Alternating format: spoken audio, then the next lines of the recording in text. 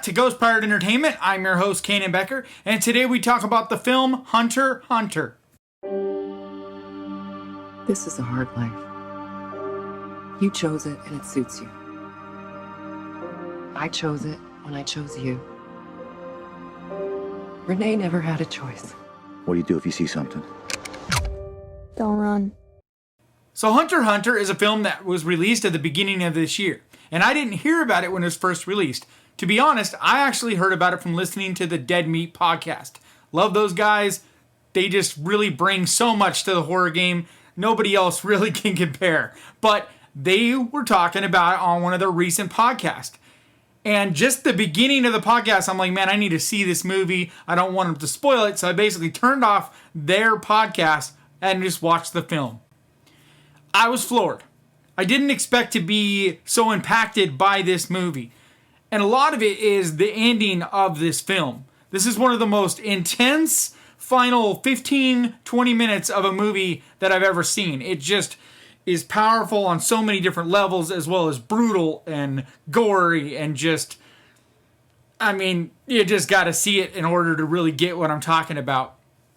But it's also just a really well-made film. This isn't going to be for everyone, and you got to be in the right frame of mind, I think, to watch a movie like this, because it is very dark. It's very slow-paced, and it just kind of builds this feeling of dread as the movie goes. And it gets more and more and more until you're just kind of about to burst, so to speak. And then this vicious ending just like slices open this wound, so to speak, that's been building through the whole movie. But it's so well made, so well acted, directed. The film just looks outstanding. Just everything about this is a really high quality movie. But like I said, it is not for everyone. And this is not really what I would consider a movie that's generally what I talk about on this channel, because it's not really a fun movie. It's really an intense movie, and a movie with lots of dread and darkness to it.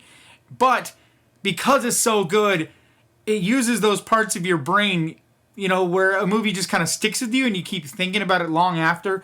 And that's why I decided I had to talk about it on my show, because I'm like, you guys need to see this movie. Even if it's not a movie that's normally what you would pick, and even if it is a movie that maybe does bother you some, I still feel like it's such a cool movie that we'll be talking about for a long time, that I think it's one that you should at least give a shot one time.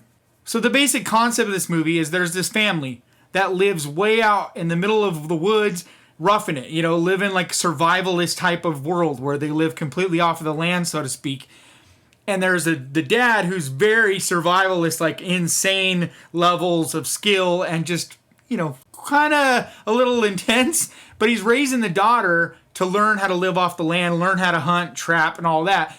The mom, in the very beginning of the movie, you find out that she's kind of second guessing a little bit this way of life and wanting more for her daughter, at least. And so there's a little bit of that dynamic between the mom and dad having different ideas for their daughter. But then it takes this crazy turn where it becomes this intense serial killer werewolf. You're not really sure what exactly is going on, but there's something that's mysterious in the woods. And you're not sure if it's this wolf or if it's this what, you know what I mean? And you kind of have to go into this movie to figure out more of what the real picture is. But it's not really what you're going to expect. And it definitely takes some turns. And it just becomes this really intense, dramatic horror movie by the end. And like I said, the ending is just insane. It's just incredible. And it'll probably stick with you for a long time, but I recommend it. I think it's one of the best movies I've seen in a while. And even if it's not for everyone, I think anyone that watches this would say, yes, this is at least a quality movie that's well done. They may not like everything about it. It may not be like one of their favorite movies for different reasons. But I think most people would definitely agree that it's at least a really solid, well-made movie. So it's available on most streaming platforms to rent.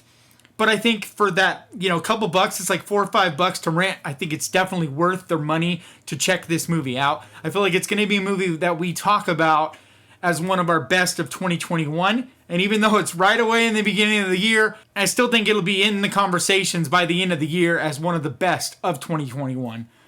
All right, that's going to do it for me today. Please hit that subscribe button and ding the little bell because that is the best way to keep track of this channel and when I post videos like this. And I post videos like this at least twice every week.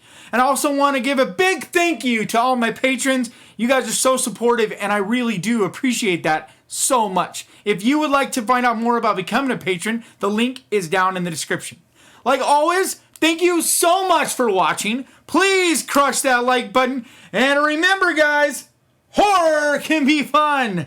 I will see you guys next time.